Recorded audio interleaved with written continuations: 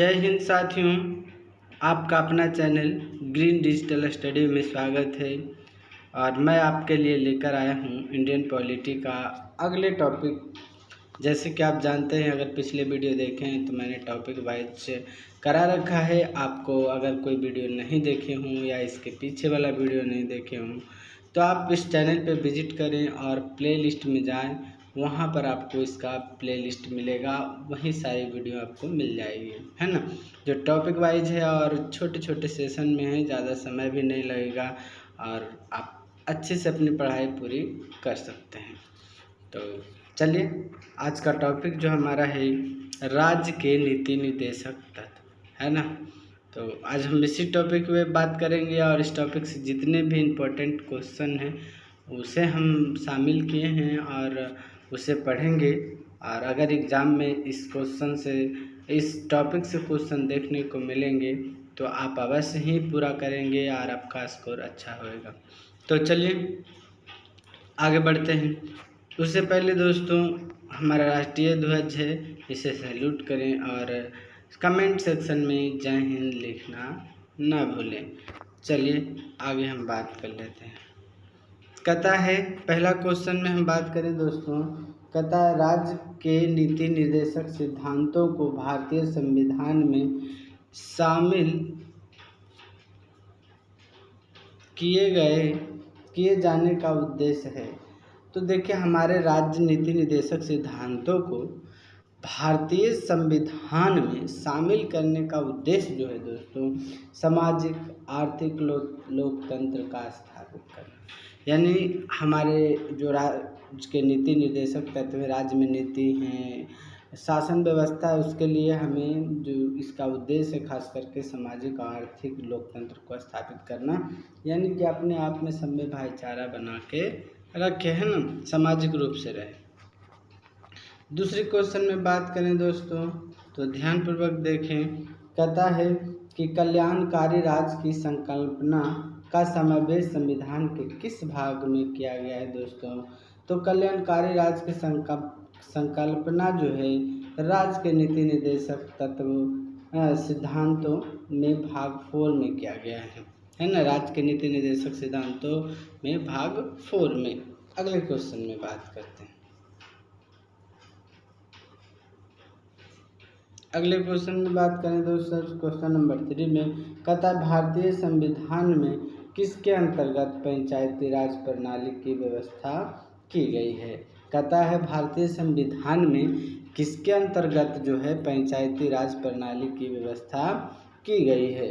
तो पंचायती राज प्रणाली की जो व्यवस्था है राज्य के नीति निर्देशक सिद्धांतों के अंतर्गत किया गया है। अगले क्वेश्चन में बात, उससे पहले दोस्तों इससे जुड़ी कुछ बातें हैं जो मैंने ऐड की हैं, उसे आप पढ़ लें, देख लें। कहता है समान आचार संहिता राज्य के नीति निर्देशक तत्वों के भाग नहीं है, किंतु समान नागरिक संहिता नीति निर्देशक तत्व है। कहने का अर्थ है दोस्त, जो समान आचार संहिता है वो नीति निर्देशक तत्वों का भाग नहीं है, बल्कि समान नागरिकता संहिता का नीति निर्देशक तत्व है ना। चलिए आगे हम बात कर लें दोस्तों। अगले क्वेश्चन में कहता है कि नीति निर्देशक सिद्धांत नहीं है। यानी दोस्त कहता है कि जो नीति निर्देशक सिद्धांत नहीं है तो बाध्य योग नहीं है दोस्तों, है ना। अगर आप मेरे साथ जुड़ना चाहते हैं, है ना, तो आप कृपया कर चैनल को सब्सक्राइब कर लें दोस्तों, ताकि हम कोई भी वीडियो अपलोड करें जो आपको ज्ञान को बढ़ा सके। तो इसके लिए आप चैनल को सब्सक्राइब कर लें ताकि हर चीज़ की जानकारी अभी रहे। और आगे मैं ऐसे ही कोर्स सब पूरा करवा दूँगा, उसके बाद ही हम कोई दूसरे टॉपिक में आएंगे। जब तक आपका पूरा कोर्स नहीं होगा जब तक हम पढ़ाते रहेंगे। तो चलिए आगे हम बात करते हैं दोस्तों।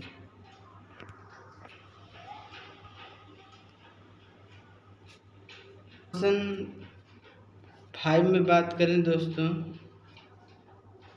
कहता है कि संविधान के किस अनुच्छेद में उद्देश्यों का प्रबंधन कर्मचारी की भागीदारी का प्रावधान किया गया है दोस्तों। तो कहता है संविधान के किस अनुच्छेद में ऐसा है जो कर्मकारों की भागीदारी की गई है, तो अनुच्छेद 43 के क में किया गया है दोस्तों। अगले क्वेश्चन में बात करें, कहता है कि भारत के संविधान में समान कार्य के समान वेतन के अधिकार का प्रावधान कहाँ से किया गया है। मैंने कहाँ किया गया है वो बोला, जैसे कि भारत के संविधान में ना सामान्य वेतन जो इसका है प्रावधान कहाँ किया गया है, तो नीति निर्देशक सिद्धांतों में किया गया है। अगले हम बात करें दोस्तों, कहता है पुरुषों और स्त्रियों के दोनों का समान कार्य के लिए समान वेतन राजनीति निर्देशक तत्वों में निहित है। देखते हैं कभी कभी मुद्दा भी उठता है, आंदोलन भी लोग करते हैं कि समान कार्य समान वेतन मिलना चाहिए, तो वही चीज़ है। और स्त्रियों पुरुषों दोनों में समान कार्य का समान वेतन की जो ये संबंधित है, निहित जो किया गया है, तो राजनीति निर्देशक तत्वों में ही निहित की गई है। अगले क्वेश्चन में बात करें दोस्तों, क्वेश्चन नंबर 7 में कहता है राज्य के नीति निर्देशक सिद्धांतों में कौन सा अनुच्छेद जो है अंतर्राष्ट्रीय शांति और सुरक्षा का संवर्धन से संबंधित है। कहने का अर्थ ये है दोस्तों कि राज्य के नीति निर्देशक सिद्धांतों में कौन सा अनुच्छेद है जो अंतर्राष्ट्रीय शांति और सुरक्षा का संवर्धन से संबंधित है, तो अनुच्छेद 51 है दोस्तों। अगले में बात करें दोस्तों, उससे पहले दोस्तों अगर वीडियो आपको अच्छा लगता है तो कृपया कर लाइक करें, है ना, आप लाइक करना भूल जाते हैं। चलिए कोई बात नहीं, आगे हम बात कर लेते हैं क्वेश्चन। कहता क्वेश्चन नंबर 8 है, कहता राज्य के नीति निर्देशक सिद्धांतों एक ऐसा चेक है जो बैंक की सुविधा अनुसार अदा किया जा सकता है, यह कथन किसका है। कहने का अर्थ ये है दोस्तों कि राज्य के नीति निर्देशक सिद्धांत है जो एक चेक की तरह है, जिसे कहता है कि बैंक की सुविधा के अनुसार अदा किया जा सकता है, यह कथन केटी शाह का है ना। अगली बात करें, कहता है कि मूल अधिकार कानूनी रूप से मान्य है जबकि नीति निर्देशक तत्व नैतिक एवं राजनीतिक मान्यता प्राप्त है। इनका कहना है दोस्तों कि जो आपका इनका कहना है कि नीति निर्देशक मूल अधिकार जो है हमारा कानूनी रूप से मान्य है, ठीक है। जैसे जो हमें मूल अधिकार हमारा होता है, इसका हम टॉपिक करवा चुके हैं, तो वो तो मान्य है कानूनी रूप से, लेकिन नीति निर्देशक नैतिक राजनीतिक इसको राजनीतिक मान्यता प्राप्त है, इस कानूनी रूप से मान्य नहीं। आगे हम बात करें दोस्तों, तो अब हम इस टॉपिक में बात करेंगे नीति निर्देशक तत्व से संबंधित महत्वपूर्ण अनुच्छेद। हम नीति निर्देशक से जो महत्वपूर्ण अनुच्छेद है जुड़ा हुआ है, हम उसी पे बात करेंगे। तो चलते हैं आगे, हम बात करते हैं दोस्तों। कहता है नीति निर्देशक तत्वों से संबंधित महत्वपूर्ण अनुच्छेद। अनुच्छेद 36 की बात करें दोस्तों, तो अनुच्छेद जो 36 है नीति निर्देशक तत्वों के संदर्भ में राज्य की परिभाषा है। कहने का अर्थ है कि नीति निर्देशक जो तत्व है वो राज्य की परिभाषा वो कौन सा करता है, अनुच्छेद 36 की बात करते हैं, 36 बात करता है। अनुच्छेद 37 की बात करें तो कहता है न्यायालय द्वारा परिवर्तनीय ना होना। इसका कहता है अनुच्छेद 37 जो है नीति निर्देशक से संबंधित है और ये कहता है कि न्यायालय द्वारा ये परिवर्तनीय नहीं है ना, ना होना। अगला बात करते हैं अनुच्छेद 38 में, कहता है लोक कल्याण की अभिवृद्धि के लिए सामाजिक व्यवस्था बनाना। इसमें जो राजनीति निर्देशक तत्वों में अनुच्छेद 38 है जो बताया गया है इसमें कि लोक कल्याण की अभिवृद्धि के लिए सामाजिक व्यवस्था जो है बनाए रखना है। अगला बात करें अनुच्छेद 38 के 2 है ना, कहता है आय की समानताओं को कम करने का प्रयास करना। कहता है आय की जो असमानताएं हैं, है ना, मैंने किसी का आय ज़्यादा किसी का कम, तो उसको ज़्यादा से ज़्यादा हो कि बराबर करें, समान करें, कम करने का प्रयास करें, असमानता ना हो, एक सामान्य रूप से चले, है ना। अनुच्छेद 39 के क्या कहता है कि निःशुल्क विधिक सहायता उपलब्ध करना। कहता है कि ज़्यादा हो सके तो आप निःशुल्क ही सबका क्या करें, सहायता उपलब्ध कराएं। तो ये अनुच्छेद 39 के क्या कहता है। 39 के खा भी कहते हैं कि समुदाय के भौतिक संसाधनों का स्वामित्व व नियंत्रण इस प्रकार हो कि जिससे सामूहिक हितों का सर्वोत्तम रूप से प्राप्त हो। इसका कहने का अर्थ है कि दोस्त कि जो क्या कहता है, जो समुदाय के भौतिक संसाधन जो हैं वो एक स्वामित्व व नियंत्रण इस प्रकार होना चाहिए इस पर कि सामूहिक हितों के लिए बने हो। जैसे कोई भी खाद्यान्न हो, कोई भी संसाधन हो, तो उसका इस्तेमाल इस तरह से किया जाए कि सबों को सामूहिक रूप से फ़ायदा हो, ऐसा नहीं कि किसी को पर्सनली, है ना। अनुच्छेद 39 का कहता है कि पुरुषों और स्त्रियों दोनों के समान कार्य के लिए समान वेतन हो। ये इम्पोर्टेंट होती है ना, ध्यान से देख लीजिए। 39 का जो है कहता है चाहे स्त्री हो चाहे पुरुष हो, दोनों को समान काम के लिए समान वेतन होना चाहिए, कम ज़्यादा नहीं होनी चाहिए। 39 के ड जो है वो बोलता है कि पुरुष और स्त्रियों कर्मकारों की स्वास्थ्य व शक्ति का तथा बालकों का सुकुमार अवस्था में दुरुपयोग ना हो। कहने का अर्थ यह है कि 39 को जोड़ा कहता है कि पुरुष और स्त्रियों कर्मकारों की स्वास्थ्य और शक्ति तथा बालकों का सुकुमार अवस्था में दुरुपयोग ना किया जाए, यानी कि उसका स्त्री हो या पुरुष हो उसका स्वास्थ्य का ख्याल रखा जाए, और बालक हैं सुकुमार हैं उस अवस्था में इसका दुरुपयोग ना किया जाए।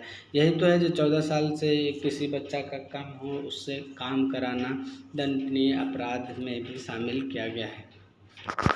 अगले बात करें 40 नंबर में दोस्तों, अनुच्छेद 40 की बात करें तो ये ग्राम पंचायतों को गठन से संबंधित है, क्योंकि राजनीति निदेशक तत्वों का ही है जो आपका कानून व्यवस्था है तो सामाजिक रूप से बनाए रखने की बात करती है। तो ग्राम पंचायतों का गठन जो है अनुच्छेद 40 से संबंधित है। अगली बात करें अनुच्छेद 41 में बात करें दोस्तों, तो कक्षा कुछ दशाओं में काम, शिक्षा व लोक सहायता पाने का अधिकार है। कहता अनुच्छेद जो है 41 कहता है कि कुछ दशाओं में काम, शिक्षा व लोक सहायता पाने का अधिकार है। अनुच्छेद 42 की बात करें दोस्तों तो कहता है काम की न्याय संगत एवं मनोविचित दशाएं तथा प्रसूति सहायता, यानी कहने का अर्थ है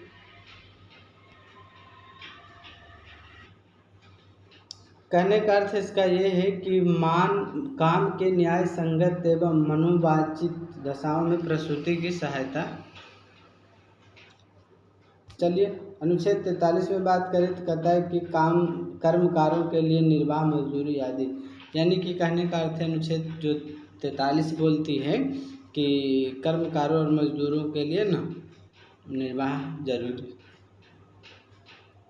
अगले हम टॉपिक में बात करें अगले अनुच्छेद से, तो अनुच्छेद 43 में बात करें दोस्तों तो कहता है कि उद्योगों के प्रबंधन में कर्मकारों का भाग लेना। कहता है कि उद्योग है, प्रबंधन है, तो उसमें आप भाग ले सकते हैं। 43 के ख की बात करें तो सहकारी समितियों में स्वैच्छिक गठन या स्वायत्त संचालन, लोकतांत्रिक नियंत्रण तथा व्यावसायिक प्रबंधन को बढ़ावा दें। यानी कि कहने का अर्थ ये है कि सहकारी समितियां हैं तो स्वेच्छा गठन और स्वायत्त संचालन, लोकतांत्रिक नियंत्रण, ये सारी व्यवस्था जो अनुच्छेद 43 के ख बताता है।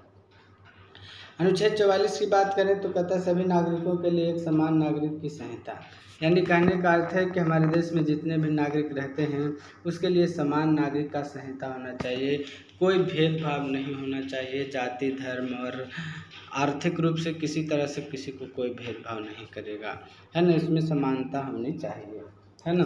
अगले हम बात करें तो 45 अनुच्छेद 45 की बात करें तो कहता है 6 से कम आयु के बच्चों के लिए निःशुल्क व अनिवार्य शिक्षा का प्रावधान है।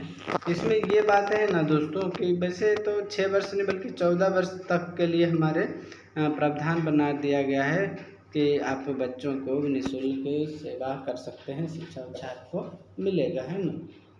तो चलिए आगे बात करते हैं। अनुच्छेद 46 की बात करें, SC ST दुर्बल वर्गों के शैक्षणिक व आर्थिक हितों की अभिवृद्धि, यानी कहने का अर्थ है कि अनुच्छेद 46 जो है बताता है कि जो SC कैटेगरी में है ना, और ST में जो आते हैं उनके दुर्लभ वर्गों के लिए शैक्षिक व आर्थिक हितों की अभिवृद्धि हो किसी प्रकार से। अनुच्छेद 47 में बात करें तो 47 कहता है कि पोषण स्तर और जीवन स्तर तथा लोक स्वास्थ्य में सुधार तथा हानिकारक नशीले पदार्थों के उपयोग पर प्रतिबंध लगाया जाए, यानी कहने का अर्थ है कि पोषण स्तर और जीवन स्तर को सुधार करें और जो नशीली पदार्थ हैं उसके उपयोग पर प्रतिबंध लगा सकते हैं। 48 नंबर बात करें दोस्तों, है ना, बात करें नशीली पदार्थों को तो कुछ राज्यों में भी नशीली चीज़, वैसे दारू बंद है, जैसे बिहार में बंद है ना दोस्तों। चलिए अनुच्छेद 48 में बात करें, कहता है गायों बछड़ों और अन्य दुधारू पशुओं को वध पर प्रतिबंध है और उनके नस्लों में सुधार का प्रयास है।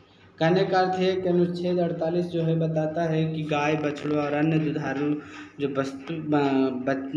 पशु है उसका वध करना गलत है, कानूनी अपराध है और उनकी नस्लों में आप सुधार कर सकते हैं। 48 की बात करें तो कहता है कि कृषि और पशुपालन में अधिक और वैज्ञानिक प्रणालियों का प्रयोग करना चाहिए, यानी कि जो 48 है इससे संबंधित है, ये गाय बछड़ा और दुधारू को वध करने का बाद तो मना ही करता ही है, साथ साथ में ये कहता है कि आप कृषि और पशुपालन को आधुनिक करें और वैज्ञानिकों की सहायता ले सकते हैं, जैसे नए नए नस्ल की तैयार करना है ना, ये सारी चीज़। 48 की क्या कहता है, पर्यावरण संरक्षण व संवर्धन और वन तथा वन जीवों की रक्षा करना। अनुच्छेद 48 ही जो है 3 चीज़ में जुड़ा हुआ है, गाय बछड़ों अन्य दुधारू जीवों को वध करना गलत बात है, उसके नस्लों में सुधार कर सकते हैं। इसके अलावा कृषि और पशुपालन को आधुनिक बनाएं और वैज्ञानिकों की प्रणालियों का प्रयोग कर सकते हैं आप। अनुच्छेद 48 ही कहता है कि पर्यावरण का संरक्षण संवर्धन और वन्य तथा वन जीव का भी रक्षा करें। ये सारा चीज़ जो है 48 से जुड़ा हुआ है। अनुच्छेद 49 की बात करें तो कहता है कि राष्ट्रीय महत्व के कलात्मक और ऐतिहासिक अभिरुचि वाले स्मारकों या स्थानों या वस्तुओं को संरक्षण करना है, कि जैसे जो हमारी राष्ट्रीय संपत्ति, जैसे कोई पर्यटक जगह है ना, पर्यटक या हिस्टोरिकल कोई स्थान है, तो ऐसे चीज़ों को आपको रक्षा करना है और वस्तुओं का भी संरक्षण करना है। इसे या सार्वजनिक संपत्ति ना समझकर अपने संपत्ति ही समझकर इस तरह से अपने संपत्ति को सुरक्षा करते हैं, उसी तरह से जो सरकारी है, ऐतिहासिक प्लेस है ना, इतिहास या फिर कोई वस्तु है ऐसा जो स्मारक है, स्थान है, उसकी सुरक्षा करना भी हम लोग का काम है, क्योंकि हमारा देश हमारा चीज़ है तो हम तो सुरक्षा करेंगे ही, है ना, तो ये हमारा कर्तव्य बन जाता है।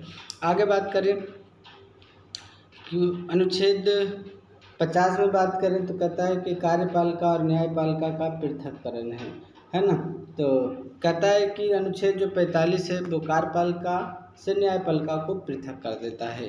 अनुच्छेद 51 की बात करें तो कहता है अंतर्राष्ट्रीय शांति और सुरक्षा की अभिवृद्धि हो। अनुच्छेद 51 जो है जो राजनीति निर्देशक तत्वों में से जुड़ी है सब, तो ये कहता है कि अंतर्राष्ट्रीय शांति और सुरक्षा में अभिवृद्धि हो, हमारे राष्ट्रीय जो है सुरक्षा और शांति बना रहे अंतर्राष्ट्रीय रूप से। तो ये सारे अनुच्छेद जो हैं दोस्त नीति निर्देशक तत्वों से जुड़े हुए थे, जो हर तरह की बातों को हमें सिखाता है। हमें उम्मीद है दोस्तों आपको समझ में आया होगा, तो वीडियो को लाइक करें, शेयर करें तथा सब्सक्राइब करें।